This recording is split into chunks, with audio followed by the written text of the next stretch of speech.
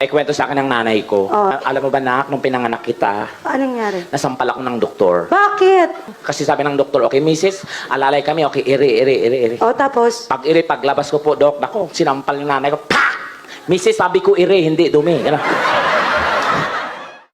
Ano man yan, boss? Ay, sus, magtanong ka pa. Tumingin ka, pag-aralan mo to. Kasi kapag wala ako rito, di ikaw magayos.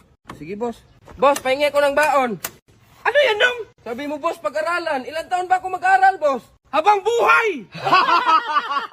Uy, dong, saan ka galing? Ba't naka-uniform ka? Ay, ayoko na mag-aral, boss. Bakit? Yung teacher ko, palagi na lang absent. Kahapon, wala sila. Ngayon, wala din sila. Tapos bigyan lang ako ng 75 na grades, boss. Ayoko na mag-aral. Sino ba kasi nakautos sa'yo pumasok sa Sabado at Linggo?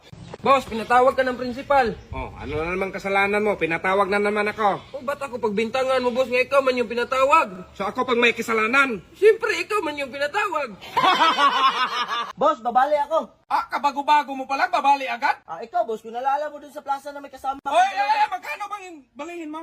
10,000, boss. Jesus, kaliit-liit, 20k mo na. Oh, yan na. Salamat, boss. Chicken banana, chicken banana, chicken banana, banana, banana.